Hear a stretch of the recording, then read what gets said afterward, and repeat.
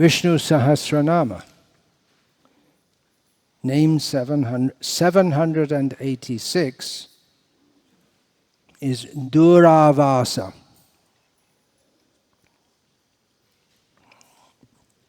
We just had in Vishnu Sahasranama the names Durlabh, Durgam, Durga. It's the name for Vishnu, Durga, not Durga, Durga. Which all have very similar meanings. And now there's another name, Dur-avasah, which also has a similar meaning. Dur means difficult. Avasa means place of residence. Durlabh means difficult to achieve. Durgama means difficult to go to. Durga means difficult to enter into due to being protected. And Dur-avasah means one whose place of residence is not easy to attain. It's not easy to go to the spiritual world, as Parashara Bhatta points out, the first Sri Vaishnava commentator on Vishnu Sahasranama. Evam cha dure dushkara tat pada avasa iti dur-avasah. Going to his world means it's not like going to Disney World. You go for some tourism and look around and come back. But to go there means yad gatvana nivartante tadhama paramam mama. To go to the spiritual world means to go there without coming back. So we have to be sure we want to go there. Because it's possible to divorce your wife, but once you go back to Godhead, you're not coming back. Some relationships are negotiable. Even you're not supposed to leave your wife, or vice versa. But some things, even though not expected, it can happen. But when you go back to Godhead, you don't come back. So you have to be convinced that we want to go there. And of course, we can't even enter in there unless we really want to go. One of my godbrothers, after practicing Krishna consciousness seriously, from America, in Mayapur, undergoing various austerities which were unavoidable living in Mayapur in the 1970s, decided at some point, I've had enough Krishna consciousness for this life, I'm going back to America. So we may think, yeah, I'll take it up again in another life. And then in the next life we may think, well, I'll do a little Krishna consciousness in this life, and then I'll take it up in another life. And it can go on like this forever. Often people here in India ask us about worship of demigods. It's very difficult to give up. Maybe the demigod will be angry at me, my friends and relatives, they won't approve. So I can worship the demigods and worship Krishna also. Well, anyway, all the Hindus are doing that already anyway. Most of them. Some of them.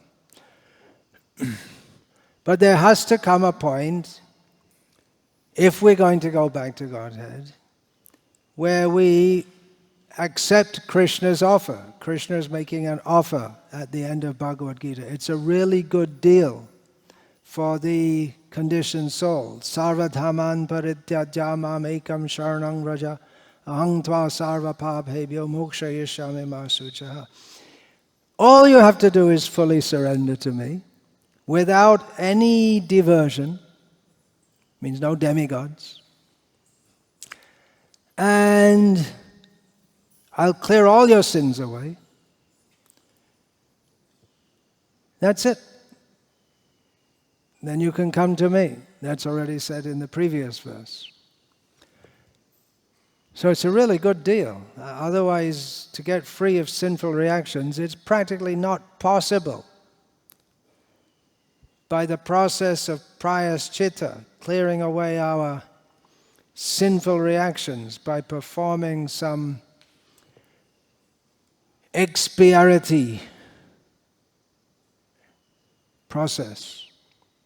It doesn't work because we're always committing sins in this world.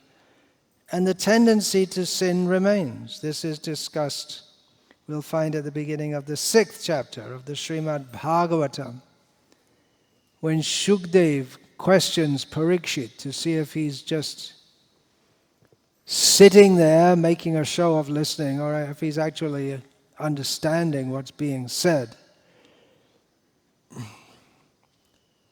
So, at the end of the 5th canto, there are descriptions of the hellish worlds where sinful people go to. Actually, the clue was already there,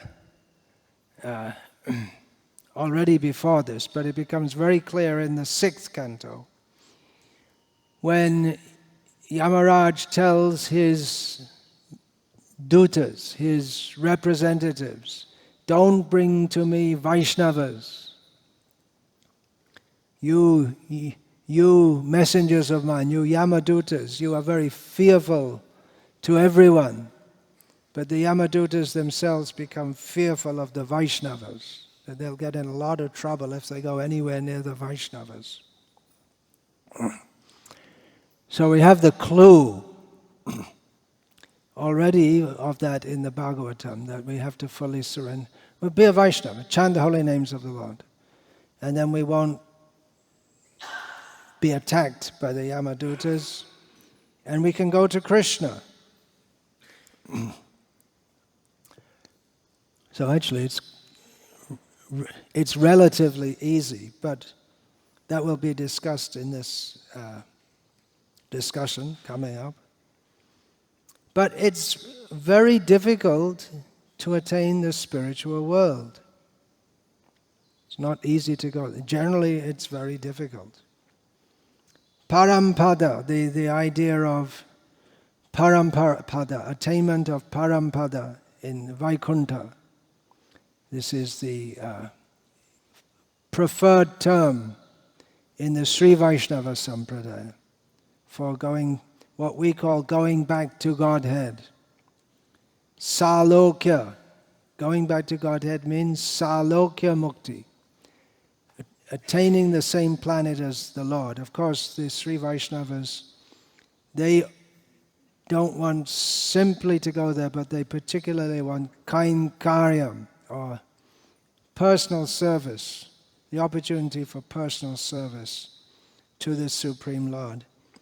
Not easily attained, and even Vaikuntha, above Vaikuntha, there is the planet Goloka Vrindavan, or just Goloka. And there are the divisions of Dwarka, Mathura, and Vrindavan is the most precious, sacred, secret, difficult to attain abode. And when you go there, you can take out cows. Wait a minute, that's what they do here, right, on this planet. You don't see it so much around Salem. All around Vellore, there are so many people keeping cows. It must be here also, but it's much there. These, where's Vrindavan? Is he here? These Gonda people. Oh, here, Gonda and Yadava. They like to keep cows, right? You also like to keep cows. Even before coming to Krishna consciousness, you were keeping cows. Practically, if they're in the village, they must keep at least 1 or 2 cows. So you can do that here. I see every morning when I'm staying there, little child, boy or girl, about 8 years old, with this huge bull. Peacefully, he's taking him out into the field. And they're by the age of 8, they're completely competent to handle cows and bulls. And there they have sheep also and all kinds of animals there. So you can do it here. Why do you have to go there? Why do you have to go to the spiritual world? You know? So what happens when you go back to Godhead? Well, you have some cows. So, really? Well, I thought we all had to go to the city and get office jobs and get cars and all this. Don't they have cars in the spiritual world? That's in Vaikuntha, flying cars. Elon Musk wants to make flying cars. They're already there. Actually, they're even here in this material world. And they're completely green. Not green. Whoops, we lost the sound. They're completely green. No carbon emissions. What's this? No sound emissions. No carbon emissions whatsoever. What's the secret? Clean power. They're powered by mantra. Really? And if you want, you can even go to Siddha Loka, and then you don't even need a vehicle to travel on. You can just go here and there as you like. Just, you want to go somewhere? Just go. That's all. You want to go somewhere? How are we going to go? Are we going to go walking, car, bus, bicycle? Just go. That's all. Just want to go? Then you go. You go from here to there. So it's very, very difficult to go to Vrindavan because it's very, very difficult to understand why on earth anyone would want to go there anyway. Seems to make a lot. If you're going to worship God, God should sit on a big throne and have his wife there, the goddess of fortune. Of course, that also, even to understand the understanding of God in the Abrahamic religions, well, there's not really much understanding whatsoever. And even so many people in India who worship God, they have this impersonal idea. So even to get any personal idea whatsoever or any clear idea, it's pretty rare. So it's difficult to go to him if you have no idea who he is. It's just I'm setting out on a journey. I'm going on my spiritual journey. Okay. Where are you going? I don't know. Most people who set out on a spiritual journey, they don't really know where they're going. They don't have any idea. But they concoct some idea of how they're going to go. And now in India, the whole system, you're supposed to learn from a guru about who is God and how to go to him. But the gurus, they don't talk about anything spiritual whatsoever. Nowadays, to be a guru in India means to talk about social issues and give advice for people how they can live more happily in this world. So the whole idea of spiritual life is practically gone.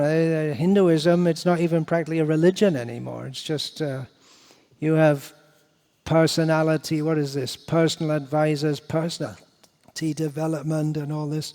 They happen to have some long cloth and a beard. Otherwise, what are they talking? It's just completely material. So how are we going to get any idea that there is a spiritual world and we're supposed to go there? And then we have to distribute Prabhupada's books. That's all. Then people can understand.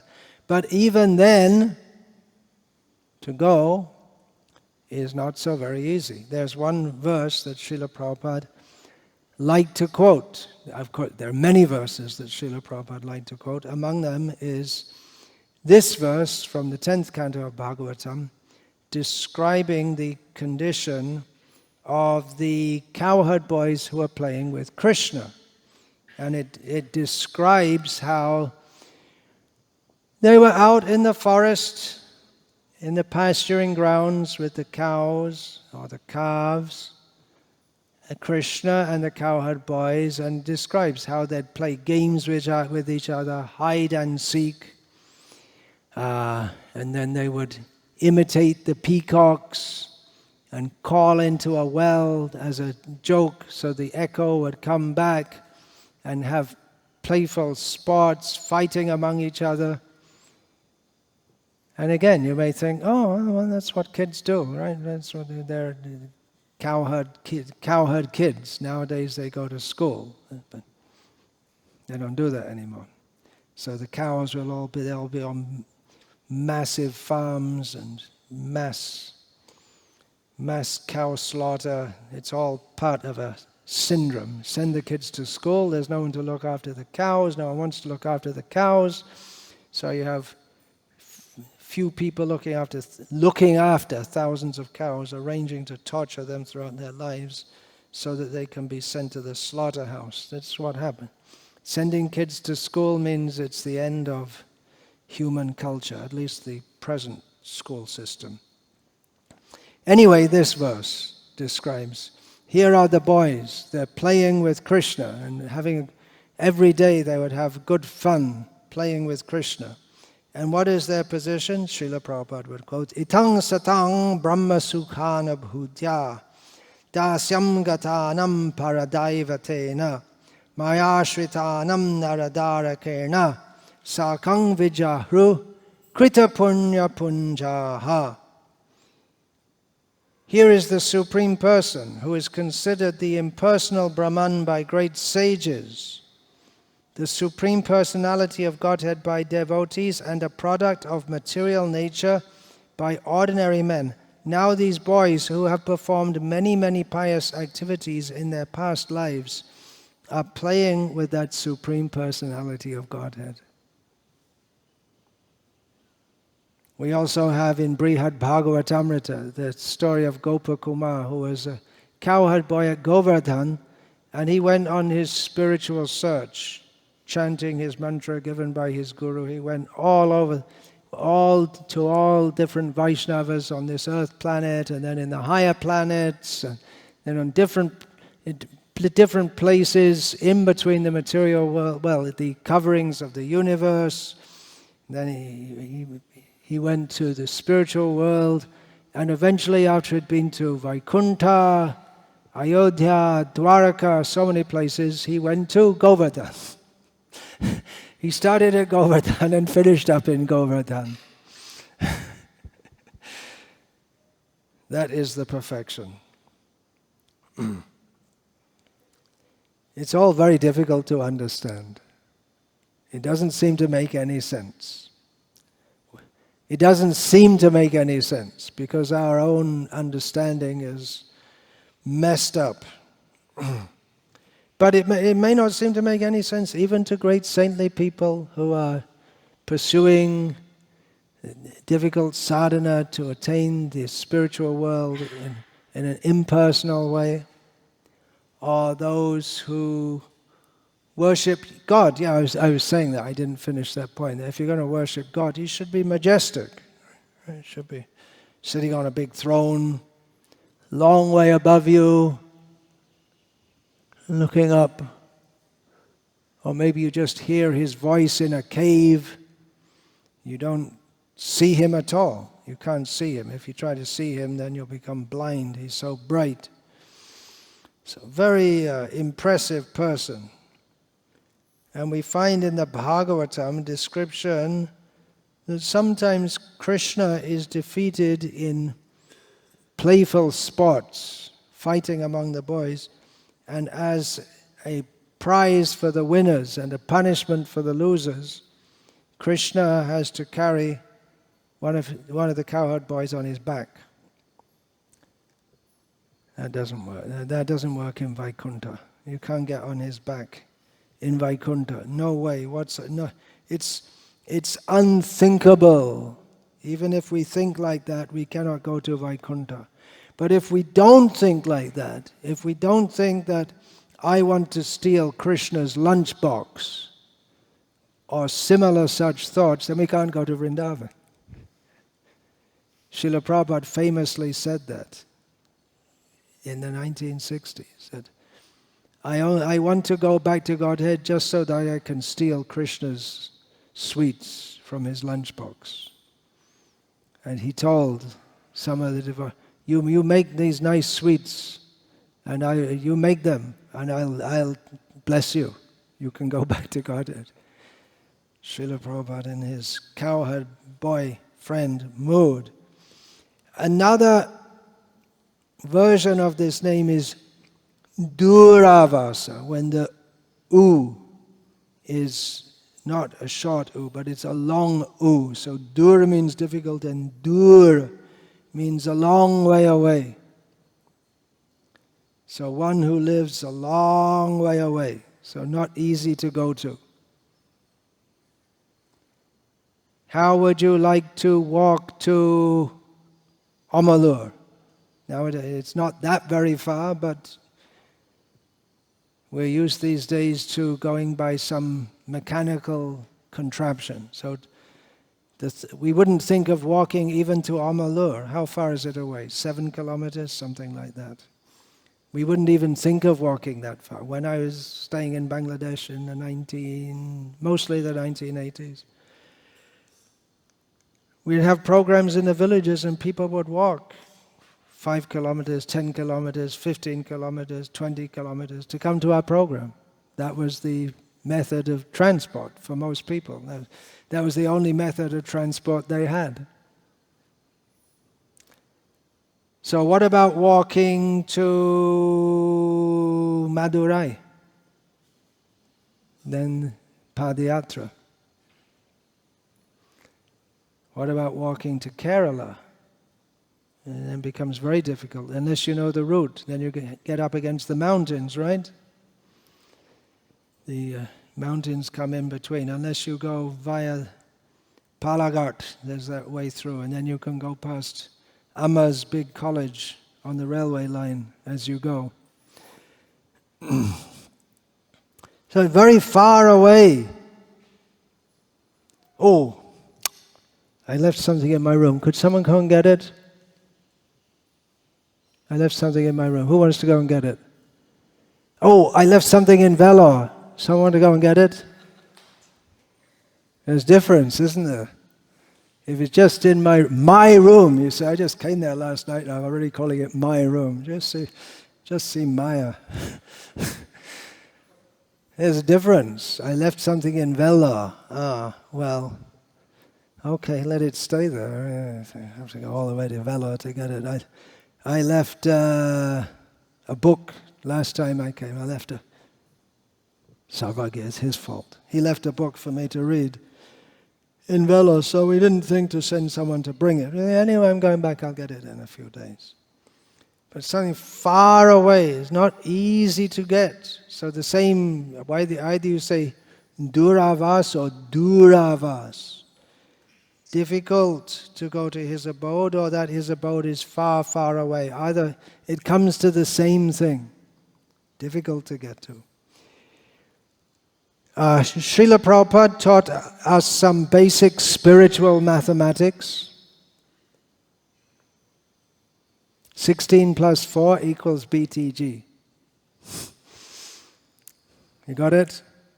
16 rounds and 4 regulated principles means back to Godhead. He said it several times. If we chant 16 rounds of the Hare Krishna Maha Mantra daily and follow the 4 regulated principles, then we can go back to Godhead.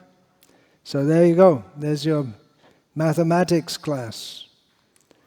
In our Gurukul, we can teach this formula. And actually you don't need anything else. But as long as we're living in this world, we need a little something also, because, for instance, we have to deal in money, so we need a little regular arithmetic. And if we're a farmer, we might need a little geometry, something like that. How to measure a field and things like that. Otherwise, that's our formula. And that also doesn't seem to be so easy. There are so many devotees who vowed, as tomorrow it's planned an initiation ceremony, devotees will vow to chant 16 rounds daily and follow 4 regulated principles. And many don't, even after vowing. Many people come to our programs. They like Krishna, here in India at least.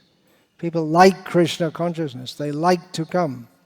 They like to come for Janmashtami and different festivals like this. But still, it's difficult to get people to come to the level where they promise to chant 16 rounds and follow 4 regulated principles. It seems to be very difficult for them. They like Krishna consciousness, but the thought of 16 rounds and 4 regulated principles, we don't even say it to most people who come. Actually, we should. In one sense, we should tell people immediately when they come, just surrender everything and chant Hare Krishna and follow the 4 regular principles. Go back to Godhead. But we know most people, even if they like Krishna consciousness, they like to come to our programs, but they're not ready to hear these things. They're not even ready to hear it. They think it's, I don't know what they think, but it's hard for them to even think of that. And those who take the vow, unfortunately, and this is not making a pre-excuse for those who are going to take the vow tomorrow, some don't follow. Even many don't follow. There was just some discussion about how one has to have an Uttamadhikari Vaishnava as a guru. Well, I hope no one would question that Srila Prabhupada is an Uttamadhikari Vaishnava guru. But then so many of his disciples, they also didn't maintain the vows that they took. So a lot of the impetus is on the disciple. Even Krishna himself, if he comes, you don't have to surrender to him. Krishna showed himself. Krishna gave ample evidence to Duryodhana and others that he's the Supreme Personality of Godhead, but they just wouldn't accept it. Or even if they begrudgingly accepted it, they weren't going to surrender to him. Difficult. Dur-avasah. Difficult to go to his abode. Srila Prabhupada would often say, what is the difficulty? Shrutikirti Prabhu titled his book of memoirs as What is the Difficulty? One of Srila Prabhupada's common sayings. Do the needful. These common sayings of Srila Prabhupada. What is the difficulty? Why is it difficult to go to Krishna? Well, I'll discuss that a little more in a few minutes. Shankaracharya says that this Dur-avasah means it's not easy for the yogis who even go deeply into meditation to retain the vision of him or the thought of him in meditation. It's very difficult to attain the stage of yoga samadhi.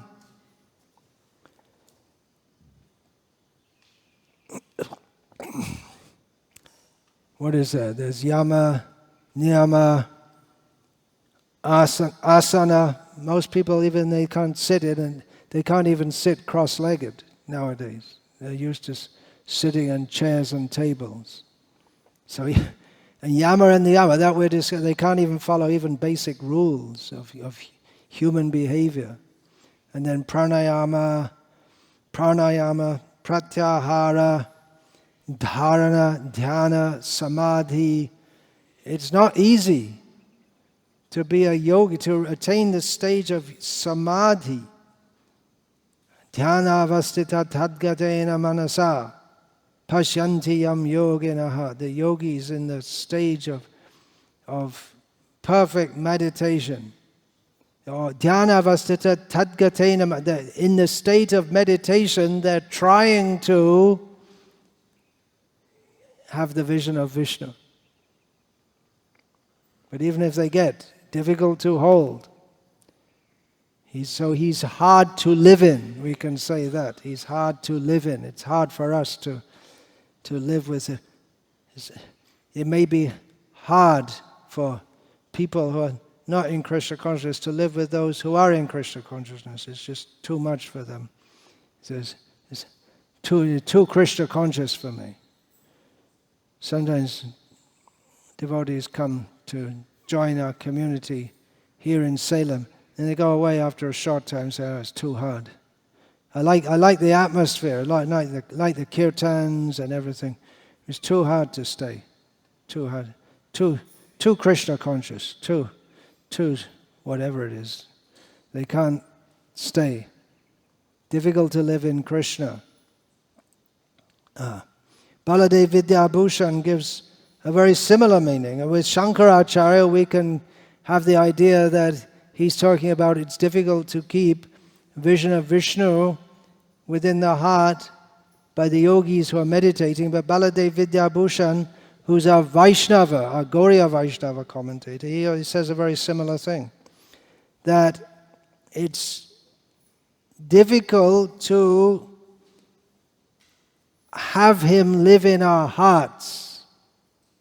He lives in our heart, but to realize that, it's difficult to realize that because that requires surrender to him.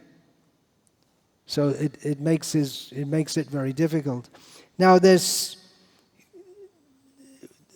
we can all appreciate this, that we're trying to be Krishna conscious, but it's hard to always think of Krishna. In one of Srila Prabhupada's talks in France, he was speaking on one of the two verses, Manmana bhava mad bhaktaha. He was speaking on this verse. I believe it was the 18th chapter, text 65, not the one at the end of the 9th chapter. So Srila Prabhupada started this class after going through the chanting, Manmana bhava mad bhaktaha. Always think of me, become my devotee. And then Srila Prabhupada started the class. Generally, he started every one of his talks with the word so. And then, what is the difficulty? You're supposed to know everything. Yo mameva samudho janati purushottamam sasarvavid bhajati mam sarva bhavena bharata. One who knows Krishna, that means you're not Krishna conscious. One who knows Krishna knows everything. Well, I must admit, I also don't know how to stop this buzzing sound. Hrishikesh knows everything. Sridharam sakalam veti. You know that verse? Shuka. What is that? Aham vedmi shuko veti. Aham vedmi shuko veti. Vyasa veti na veti va. Sridharam. Sakalam veti. What's the last line? Sridharam sakalam veti. Sri Nrsimha prasadanat. Well, that's the version in... there's one version, but there's another version in the Chaitanya Charitamrita. Anyway, whatever. I know, Shukadev Goswami says. No, who says that? Shiva says, I know. Shukadev Goswami knows. Maybe Vyasadeva knows. Bhaktya Bhagavatam Grahya. Namedhaya, Nartikaya Namedhaya. The Bhagavatam is to be understood through by bhakti, not by one's own intelligence, nor even by studying commentaries, exactly. But there's another version, Sridharam Sakalam Veti Sri Nrsimha Prasadanat, Sridhar Swami's commentary. Sridhar knows everything by the mercy of Lord Nrsimha. He's a worshipper of Lord Nrsimha Dev. He knows everything. Bhaktisiddhanta Saraswati Thakur, going off topic here, said, what is that? What is that? This indicates the worship of Lord Nrsimha, something to do with jnana. And Nrsimha is the giver of jnana. We don't generally hear like that.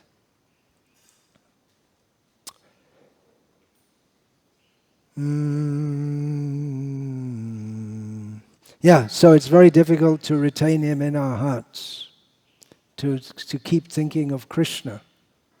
We find it's very difficult. It seems very hard. And all we're doing 24 hours a day is supposed to help us to remember Krishna. But it seems to be very difficult. And then Srila Prabhupada at the beginning of the lecture, so what is the difficulty? Is it very difficult to think of Krishna? Srila Prabhupada said. Is there any difficulty? And when Srila Prabhupada said it, it seemed, no, there's no difficulty. When you're in the presence of Srila Prabhupada, it's hard not to think of Krishna. But generally we find it very difficult.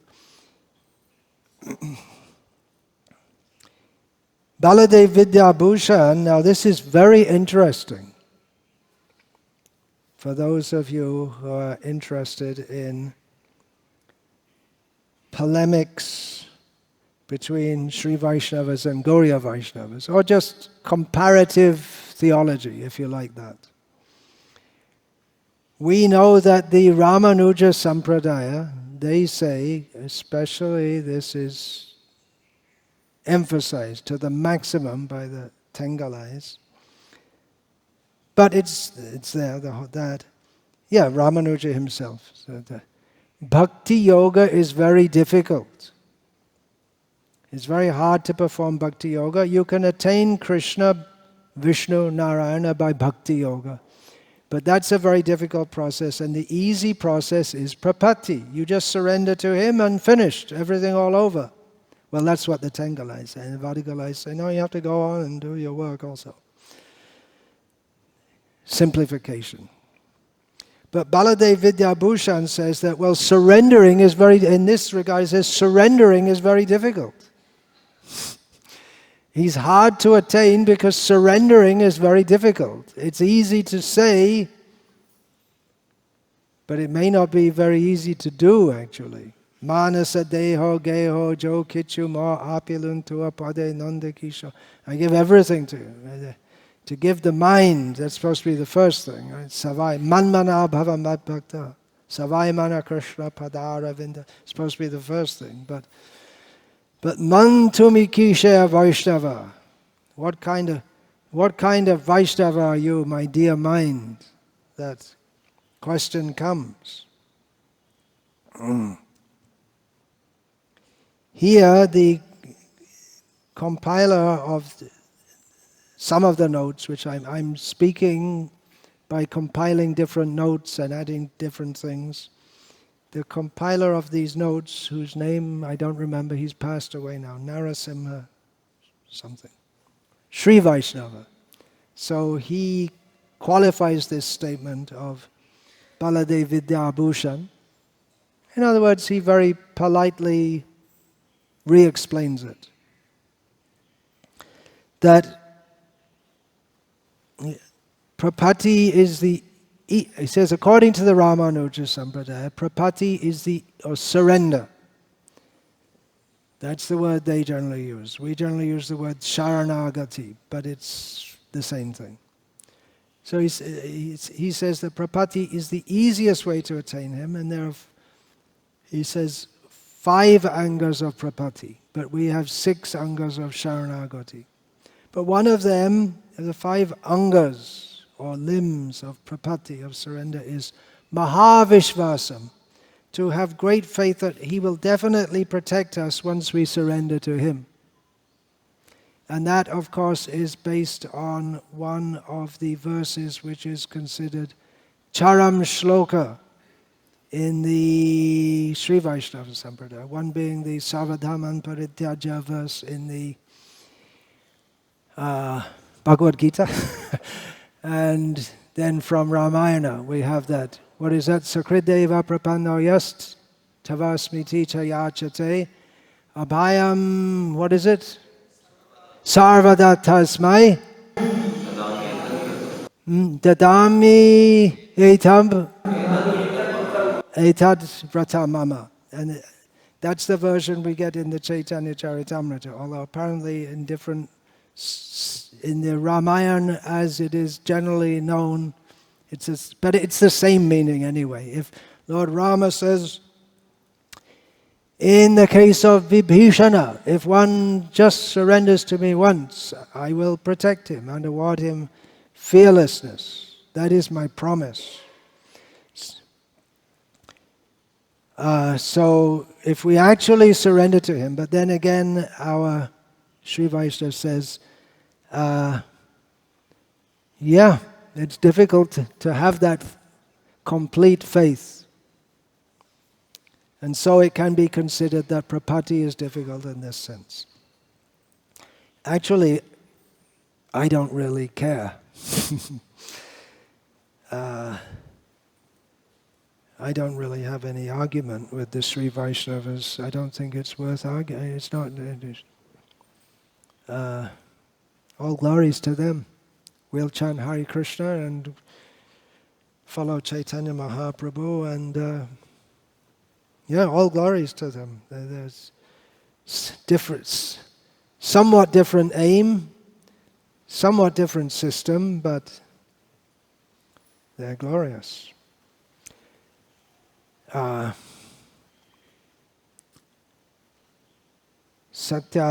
Vashishta, a recent commentator, seems to be. He always gives novel meanings to the names that on all the Vishnu Sahasranama, on every one of them, but he backs it up with Shastric references in every case. Now, in many cases, Satyadeva Vashishta, in his commentary on Vishnu Sahasranama, he gives explanations of the name as concerning the role that the Supreme Lord plays in creating and maintaining this material world. So one meaning he gives here for Dur-avasah, he says that even living beings who live in very difficult conditions, he arranges for them to live in such difficult conditions. There are some living beings living at the bottom of the sea, with no, completely dark. We couldn't live there for a sec. We couldn't breathe. We couldn't take the pressure. We couldn't eat. We couldn't live, but they lived there. He doesn't give this precise example. There are living beings living in fire. Srila Prabhupada always insisted on this. There are living beings living in fire. So he arranges for them to live in those difficult situations. Another meaning he gives, Satyadeva Vashishta. Because he is everywhere and in everything, it's hard to pin him down. Where is he exactly? God is everywhere. Or where? Where is he? Exactly, where is he?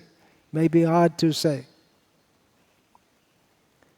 Years ago, I heard a recording of a discussion between our ISKCON's Hridayananda Maharaj and an atheist. I think it was a panel discussion, and there were some atheists on one side and some theists on the other.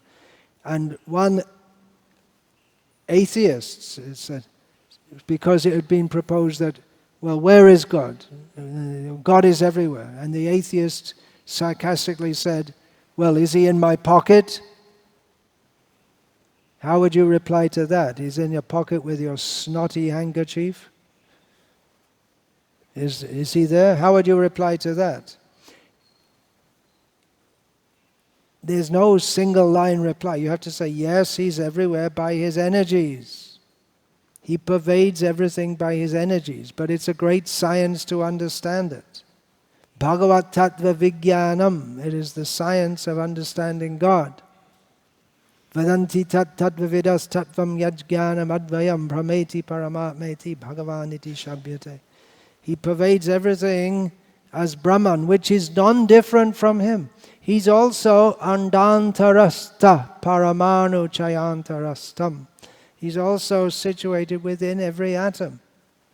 He's in the snot also. Translator, if you don't know what snot means, it's that green phlegm, mucus. Once you is he in there? Yes, but he's not touched by it. He's everywhere. He is everywhere, but it's difficult to convince an atheist. Another commentator, Krishnadatta Bharadvaj, gives a very important rider, or qualifies all these statements that God is difficult to attain. Dur-labha, Durgama, Durg, and now Dur-avasah. Very important. He's difficult to attain, difficult to know, difficult to access, difficult to retain. All of these descriptions that he is difficult to get to apply to those who do not strive with sincerity. He is difficult to attain for those who don't try very hard. He is difficult to know for those who are not intelligent enough to seek him. Right? You can't know God if we're not trying. If we don't make the decision to try to find him, then we're not going to find him.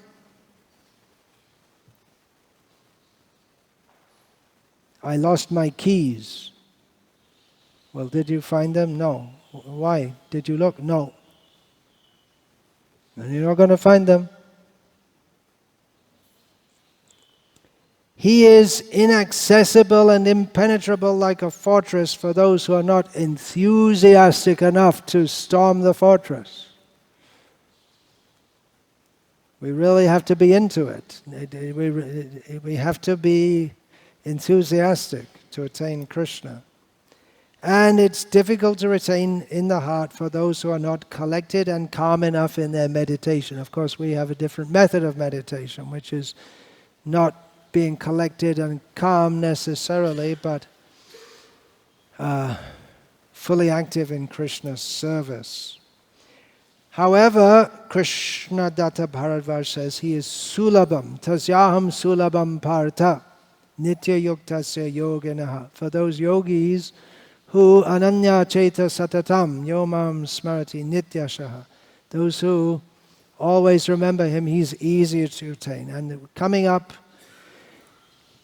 soon in Vishnu Sahasranama is another name for the Supreme Lord, Sulabha.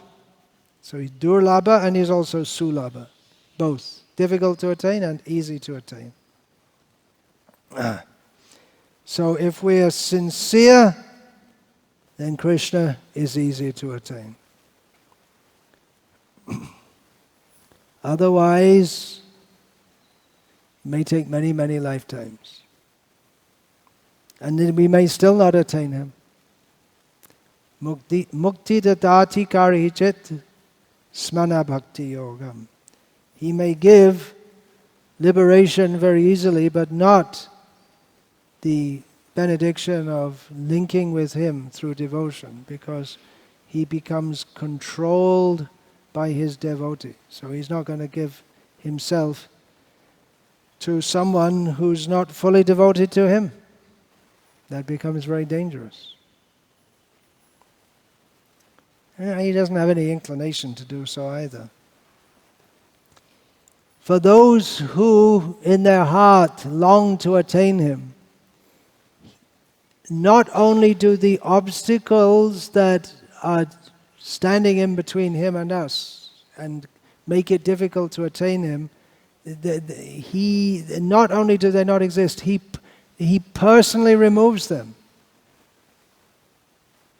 And we'll see in the upcoming names, some of the upcoming names, how Krishna himself removes the obstacles on the devotee's path to attain him. For instance, one of the upcoming names is Dur-arihan, one who kills the very bad enemies, which also means he removes the obstacles on the path of the devotees attaining him.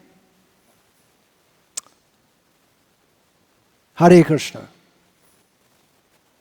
That's all I'll say for now, and all glories to Srila Prabhupada. Vancha kalpa tarubhyascha kripa sindhubhya eva cha patitanam pavanebhyo vaishnavebhyo namo namaha. Dante nithaya churnakang padaya nipatya kritva chaka kashatamata etata ambravimi. He sadhava sakala eva vihaya durat gauranga chandra charane kuruta anuraga. Parivadatu jano yata tata va nanumukaro navayang vicharayama.